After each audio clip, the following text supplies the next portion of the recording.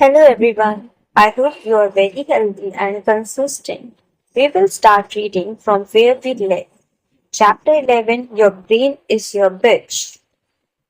Mind is the master power that molds and makes, and man is mind, and evermore he takes the tool of thought and shaping what he wills.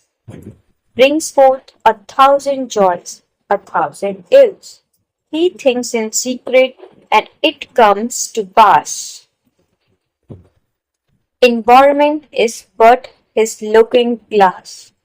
James Allen, old timey author, self help pontificator. How often do you stop and notice how genius our universe is?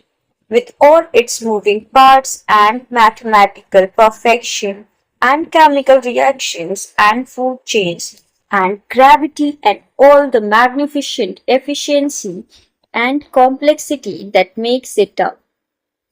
This display of astonishing brilliance didn't just splat down into beingness by random, dumb luck. It was thought out.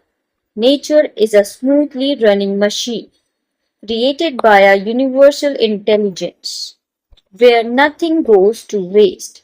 It all has a place and a purpose, and it all works together in its intricately interwoven and compatible way to create the flabbergasting isness of it all. In other words, source energy is a smarty pants. As British philosophical writer and self-help pioneer James Allen stated in the quote that opens this chapter, mind is the master power that molds and makes, and man is mind. We are the very thinking substance that was used to create us. Hello, how major is that?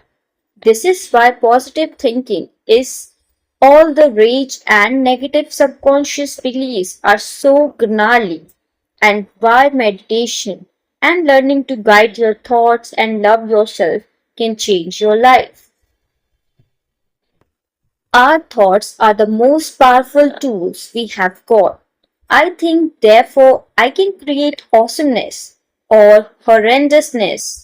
But the bottom line is that it's through our thoughts that we create our realities.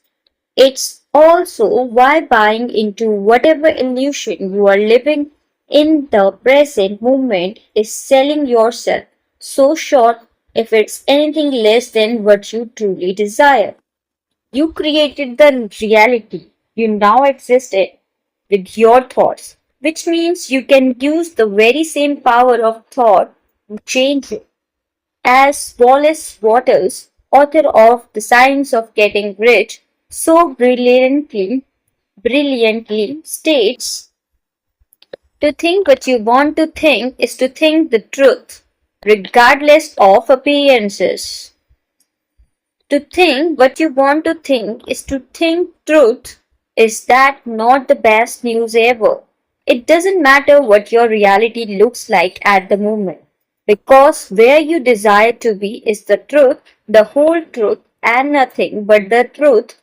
And if you fixate your mind on this truth, believe that it is real and already here, and take decisive action, it will manifest itself. This is where most people dig in their heels and say nothing something like, I am sitting in my ghetto ass kitchen eating tuna out of a can with a plastic spoon, and you are telling me this isn't the truth? You are saying that the truth is that I'm hanging poolside with the President of the United States of America. If you truly desire to hang poolside with the President of the United States of America and are hell bent in your mind and your actions to create it, it's the truth. Have you ever noticed how a bunch of people can go through the same course? Let's say a class on how to start your own coaching business, and they all get the exact same information and tools. But some will come out of there and totally rock it, and others will fall flat on their faces. Even if they all have the same desire to succeed, create beautiful marketing materials, and do similar things, it's the one with the proper mindset who will succeed.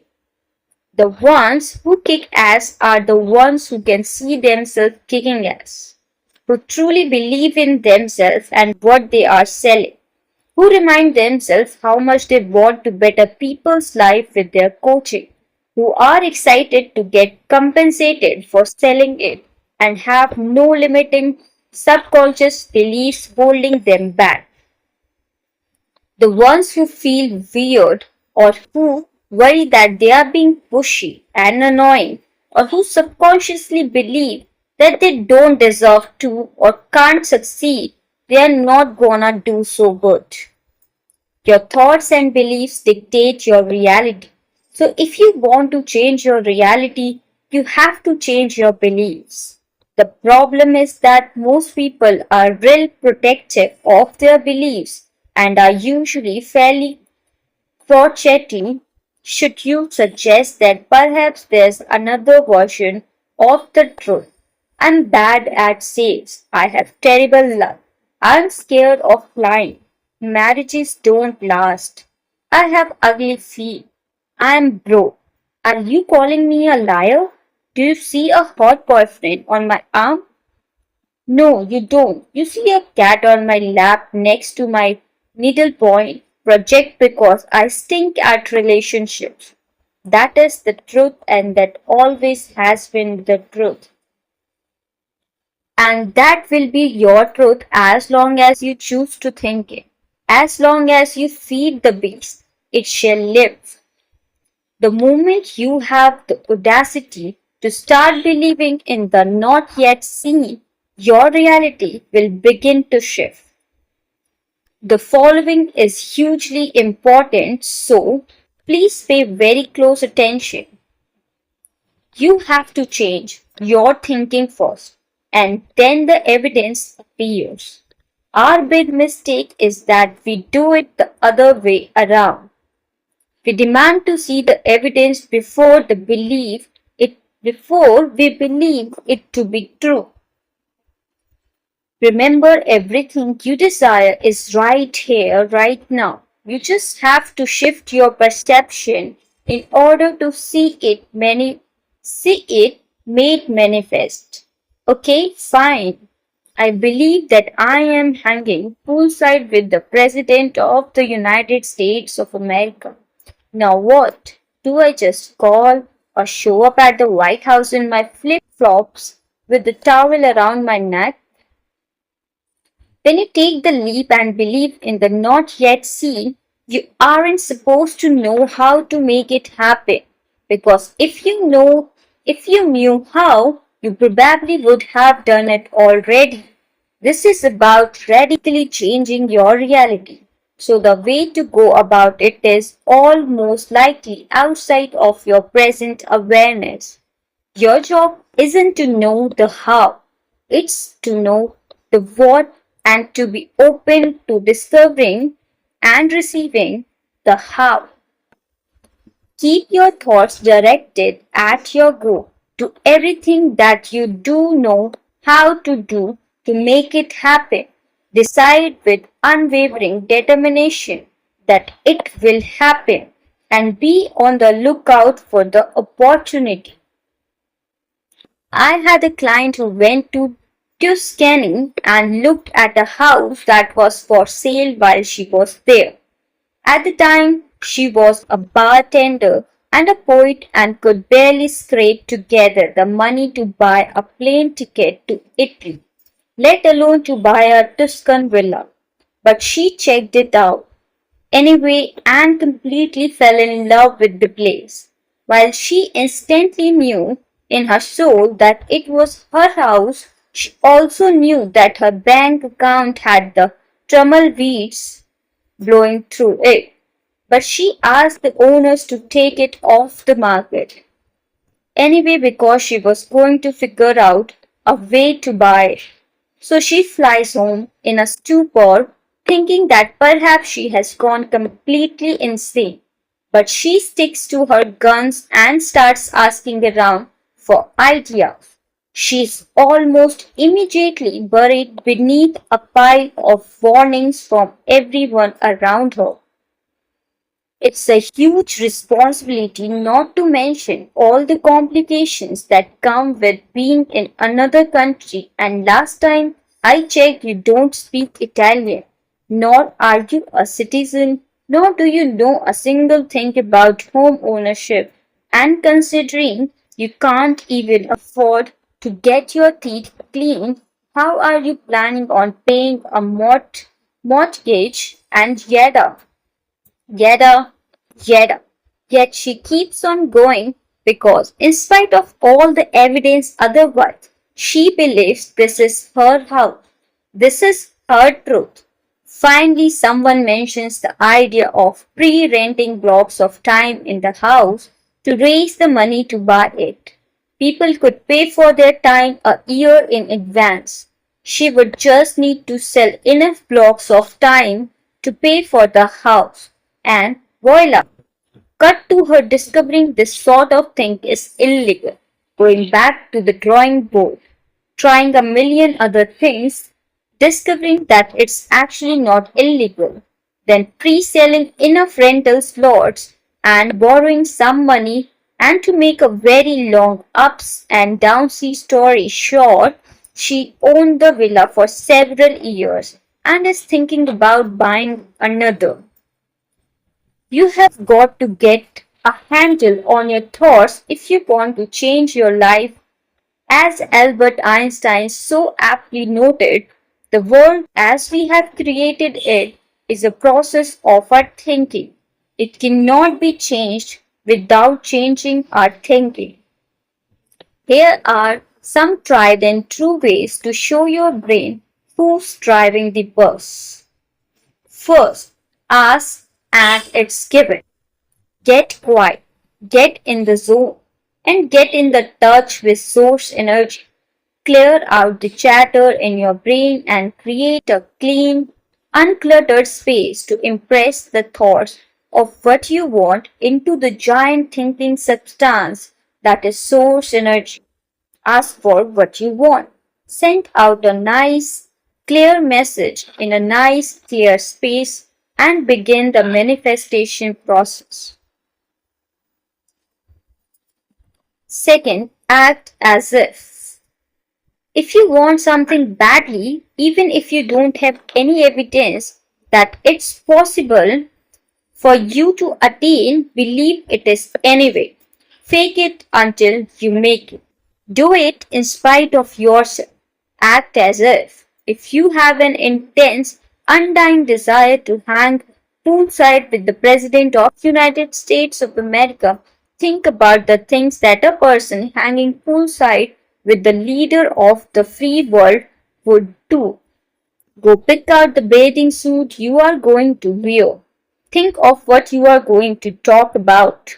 Get your photos of your trip to the Grand Canyon together to show the Commander in Chief. Get ready for the event. Tell yourself it's happening. Act like it's happening. Put yourself in situations where you will meet people who can make this happen. Stay wide open to opportunities that can lead you to your goal. Live, eat, sleep, and breathe your vision. You may feel like a crazy person, but you won't when you are playing Marco Polo with the press. Third, upgrade your environment.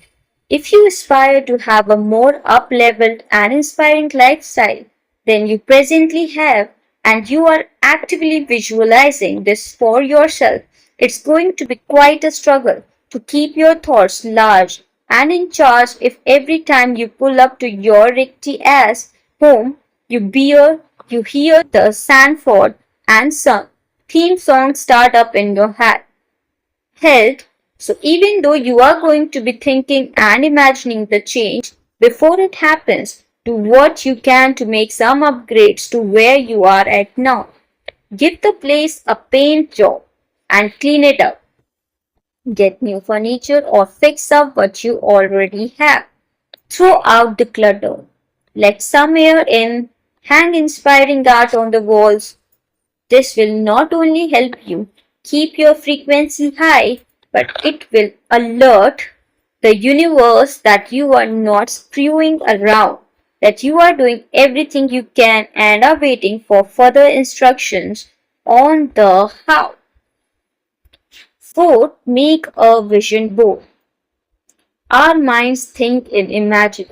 If someone says a horse wearing red lipstick, you instantly create a picture in your mind of a horse wearing red lipstick, feeding your mind full of images of the things and experiences that you want to manifest. Your dream house with the infinity pool in Mexico, rolling around on the beach with your red hot lova, volunteering to help little kids learn how to read at your local library, laughing your face off surrounded by dear friends is hugely powerful because your mind sends that image out to source energy, which begins the process of pulling it in.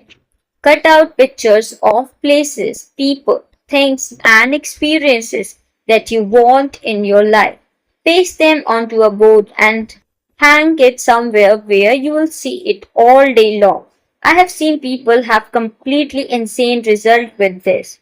They have manifested down to the tiniest detail, the exact home or piece of furniture or place of employment that they put on their board. It's freaky deaky and super easy. It's like having a craft day with God. Give it a shot. Fifth, surround yourself with people who think the way you want to think. When you hang out with whiners, pessimists, tweakers, bleakers, streakers, outers, and life is so unfair, it's an uphill climb to keep yourself in a positive headspace. Stay away from people with tiny minds and tiny thoughts and start hanging out with people who see limitless possibility as the reality. Surround yourself with people who act on their big ideas, who take action on making positive change in the world, and who see nothing as out of their reach. Make a conscious choice to do this. And if you don't know anyone who's got a big fat mind, go out and make some new friends.